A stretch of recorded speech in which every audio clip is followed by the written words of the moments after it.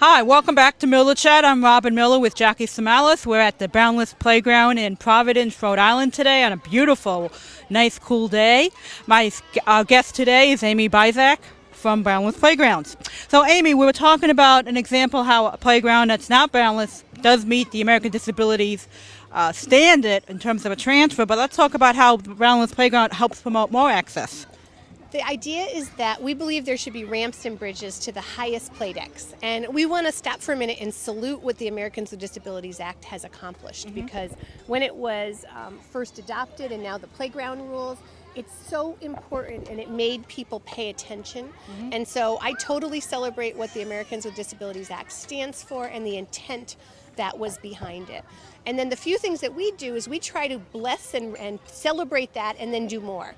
And so, for example, we want you to go from the bottom on the ground floor all the way up to the highest place, which is where we are here. Everyone's in the middle of the fun. And at each of the platform centers, there are places to play. There are places to gather. You can hang out here with your friends. And then here's an example. This is a steering wheel. Okay. But it has a half panel here, so that if you pulled up in your wheelchair or a walker, there'd be a place for your knees to go. Whereas if this was on a hard edge, you basically could only play this way. Well, kids don't play with steering wheels that way. They play with steering wheels this way. And so this half panel was one of the things that we encouraged the playground industry to do, I think going close to 10 years ago. So that would be an example. The other thing is behind us is the roller slide. And kids who have cochlear implants, who have hearing impairments, cochlear implants is one of the solutions. And if you have that type of implant, if you go on a plastic slide, the static can actually do bad things to the implant, and you have to go back to the hospital and get it fixed. So this way, there's an option here. So you don't take away the plastic slides, because you know what, you're going to have a lot of kids playing and you need lots of different things for them to do. But you make sure that you've got things that everyone can play on, and this slide is an example of that. Okay, so let me see if I understand this. So this has ramps to get on for kids for all abilities to reach up to the highest point from the bottom. Yep. And then we have this steering wheel over here, and somebody can wheel in terms of that. And then we have this slide. It's a slide.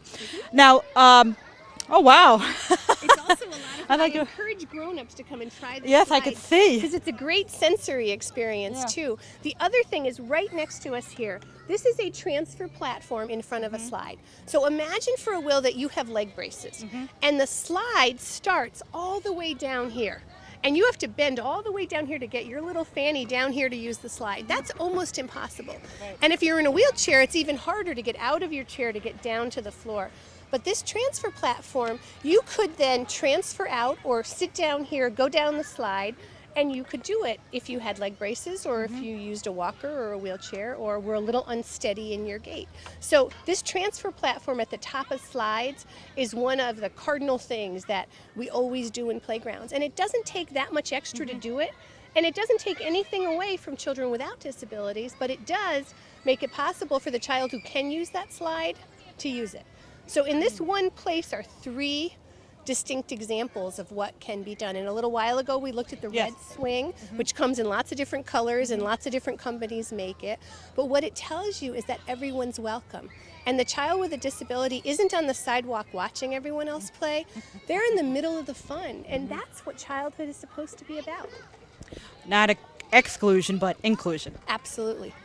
Well, you would think we learned from the civil rights movement about segregation, and I think it's good that Boundless Playground tries to not promote segregation, but promote inclusion. And what we're trying to do now is make it easier for people to do it. You know, when we started, all of our playgrounds were this big, custom designed, huge investments of community time and resources. Not every community can afford that level of time or that level of raising of money. So we've been trying to make them smaller, easier to do, and that's what our whole new membership program on the website is going to do too, is give those tools. I mean, you're a mom in whatever city you live in and you want to do this for your kids. What do you go say to the mayor? How do you show him that this is going to be good for everybody? We've done that now 89 times, 100 by the end of the summer. Why can't we make those tools available? And so that's what the whole new membership program is going to be about. And we're just pulling the pieces together, and we're going to and we're going to make that available to more communities. If you go to the Boundless Playgrounds website, even now, which is boundlessplaygrounds.org, there's tools. There's a virtual tour of a playground where you can click on different parts and it'll explain what you're seeing, some of the things I've showed you today. And the idea is to make it easier. That's our next big push. We know how to design playgrounds where all kids can play. How do we make that very idea more accessible to more communities? Because kids everywhere deserve to play together, not just in the 100 communities we've helped so far. Well, you bring up a good point because Jackie and I know we advocate in different ways, and I've done advocacy like promoting an extended platform for people with disabilities to use the trains, as well as promote ramps to buildings and all that. And a lot of people have said to me, and I don't know about Jackie, they're like, why do they need to go on the train? Why do they need to go to the movies? I don't see people with disabilities. Have you gotten that response from people who are saying, well, I don't see kids in wheelchairs. Why should we do it? The funniest thing, or maybe the saddest thing, is I don't have any children with disabilities at this point. My son Jonathan would have been 12 this year, and he would have been just like that little girl in the park in the wheelchair. But I've had people say exactly what you said. Now pretend that you're the mom of a child with a disability, and you bring them to playgrounds, and they basically are told by the setting and the physical environment that they can't play. Yeah. Are you going to bring them back again so they can feel sad and watch everyone else play, or are you going to come up with something else to do or not do anything at all?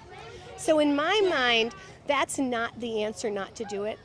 Families of kids with disabilities, adults with disabilities, they are out there in the community. The statistics say 1 in every 10 people has some type of a disability. Let's make it for everybody, and it doesn't take anything away from anybody without a disability. And in fact, I think my children now are better people because they've grown up playing and learning with other kids. And I think the world needs it, because this is my philosophy. And I know we met your son earlier, who you said has autism, Jackie's son, who has autism. I'm convinced that the cure for cancer gets found by a child with autism who thinks in a different way maybe than you and I do.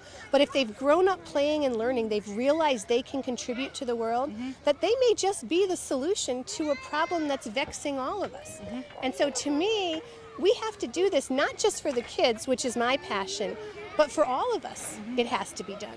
And Kids First, I'm Robbin Miller with Jackie Samalas. I'm speaking with Amy Barzach from Boundless Playgrounds. So Amy, we're up here, and tell us a little bit about the station.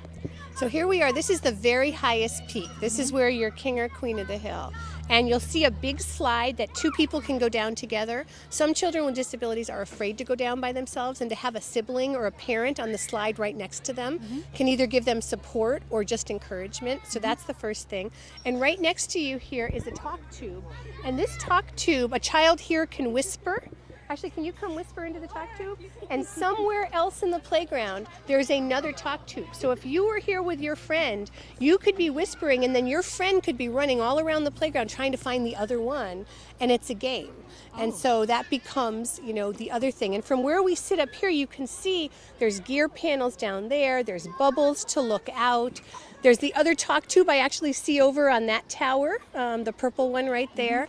And so the idea is that everyone can play and everyone can be in the middle of the fun. That's the whole idea. And at Boundless Playgrounds, that's what we're trying to do, is take this idea, which up until we came along was out there but not easy to get to, and make it easier for people to do. And so we hope that every community in America will consider a playground where all kids can play. And if your Parks Department's getting ready to put a new playground in, why not make it for all kids?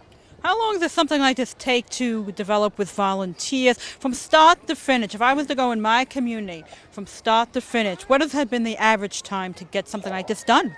We have found that it is dependent on the community. So there's not any definite answer. Okay. We find as little as 12 months, sometimes as long as 36 months. We have a project in Hawaii that will open this year, 5 years after it started. They tell us that it's Maui time, and they do everything on their own pace there. But we find like 12 to 24 months is a pretty reasonable amount of time. And our whole philosophy is find out what your Parks Department is doing already. They're building playgrounds anyway. That's part of their work. Make that as the first step. And I'll tell you a story about 4 moms in Newington, Connecticut. 1 minute left. These 4 moms went to their Parks Department. The Parks